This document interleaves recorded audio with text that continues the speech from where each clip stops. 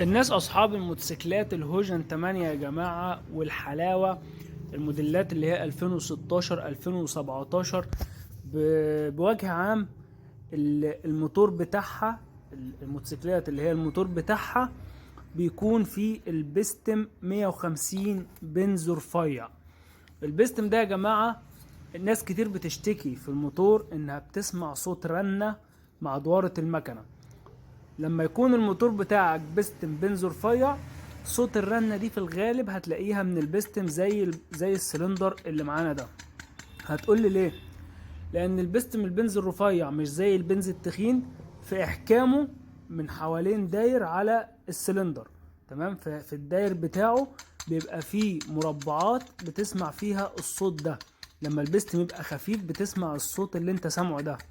لاحظ معايا الصوت، خد بالك، في صوت رنة لو البستم خفيف.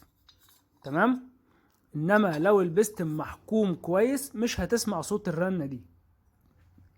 صوت الرنة دي اهو اللي انت سامعه ده بيظهر معاك مع دوارة المكنة، بيبقى فيه زي حاجة بتلق كده جوه الموتور، في لقة، في رنة. تمام، دي من البستم. ليه بقى؟ لان هنا في البستم البنز الرفيع زي ما انت شايف كده، معايا بستم جديد اهو 2 زائد. البستم البنز الرفيع يا جماعة بيبقى من تحت كده في مربعات صغيرة، زي اللي هي بتسنتر البستم، مربعات صغيرة بتسنتر البستم جوه السلندر. تمام، مش بيبقى لافف حوالين داير بالكامل وبيبقى نازل جوه السلندر. فلازم البستم يكون محكوم لو بنز رفيع عشان ما تسمعش فيه صوت الرنة زي ما انت شايف كده. تمام، لو انت بتشتكي من صوت الرنة دي والبستم عندك خفيف، المكنة هتلاقيها بتدخن معاك، هتلاقي الزيت بيتحرق والزيت بينقص بسبب ان البستم خفيف وغرفة الحريق مش محكمة ومش مغلقة بالكامل. تمام، اهو البنزر اللي بتكلم عليه ده يا جماعة، البنز الرفيع، البستم البنز الرفيع اهو زي ما انت شايف كده. تمام، في عندنا المربعين اللي في الجناب دول، في حتتين تربيعة كده في الجناب من على اليمين ومن على الشمال، دول بيبقوا مسنطرين البستم من تحت. تمام، لما البستم بيخف معانا بتلاقي التربيعات دي، او بتلاقي البستم بيلق جوه السلندر، فبيعمل معانا خبطة جامدة وبيعمل معانا رنة جامدة. واحيانا بتسبب معانا مشكله لبعض الناس ان هو ما بيحبوش الرنه دي بتبقى في الموتور، والموتور ما فيهوش اي حاجه بس هو البستم خف. يعني يقول لك كان البستم كويس او كان الموتور كويس وكان شغال معاهم، مره واحده طلع صوت رنه كده. الرنه دي بتبقى في البستم يا جماعه، بيبقى خف شويه. تمام، فاحنا بنعوض الاكلان اللي حصل ده او اللي حصل في السلندر مثلا بايه؟ ببستم 2 زائد، بيبقى اكبر منه حاجه بسيطه، وطقم شامبر طبعا 2 زائد زي ما انت شايف كده، بيبقى نازل محكوم على السلندر ومفيش فيه اي فراغ او اي فاصل نهائي زي ما انت شايف في طقم الشامبر اللي قدامك. طبعا لازم يبقى يكون محكوم. لو انا حطيت زيت كده على السلندر واخدت بالك كده، هنزل البستم وارفع بيه طقم الشامبر وهشوف هل الشامبر ماسح معايا الزيت ولا بيسرب معايا زيت لتحت. تمام، ده طبعا شامبر الضغط يا جماعة. انا بختبر كده عشان اشوف الضغط بتاع طقم الشامبر كويس ولا بيسرب معايا ولا الضغط بيهرب كبس. تمام، واخد بالك الزيت ماسك ازاي على الاطراف. تمام، مش نازل، مش معدي من طقم الشامبر.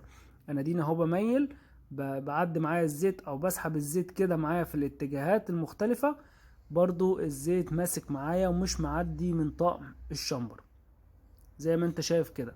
هنيجي عند الحتة الفاصل اللي هي الحتة الفاصل في طقم الشامبر اللي هي بتبقى قافلة على بعضها، هنبص برضو عليها نشوف هل لو فاتحة هتلاقي الزيت نزل منها وعدى من طقم الشامبر، انما لو مش فاتحة تمام هتلاقي الزيت برضو وقف ومنزلش ومعداش من طقم الشامبر. اهو كده عند الفتحة اهي، ادي الفتحة دي او الفاصل اهو بتاع طقم الشامبر. بص كده، واخد بالك الزيت واقف عندها كمان، يعني معداش. ده يثبت لك ان طقم الشامبر قافل على بعض وهيعمل معايا احكام كامل لغرفة الحريق ومش هيخلي الضغط يسرب معايا. تمام، البستم البنز الرفيع يا جماعه لازم يكون نازل محمل شويه وياخد حقه في التليين برضو، ولازم طقم الشامبر يكون قافل كويس على السلندر. تمام يا جماعه، دي ملحوظه بس حبيت ابينها لكم كده في السريع. ودلوقتي هنسمع صوت المكنه بعد ما اتقفلت، واسمع صوت الموتور وهو ناعم كده بعد تقفيل البستم الجديد اللي وريناه لحضراتكم. زي ما انت سامع كده مكنه ما شاء الله، يعني صوتها هادي جدا وصوتها ارتاح جدا عن الاول. معلش بس انا معرفتش اصورها والله في الاول. تمام.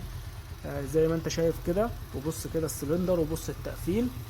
تمام، واخد بالك كده يا جماعه. احنا وصلنا لنهايه الفيديو، ما تنسوش تدعمونا بلايك، ولو انت اول مره تشوفني ما تنساش تشترك في القناه وتفعل زر الجرس عشان يوصلك كل جديد. بالتوفيق للجميع، والسلام عليكم ورحمه الله وبركاته.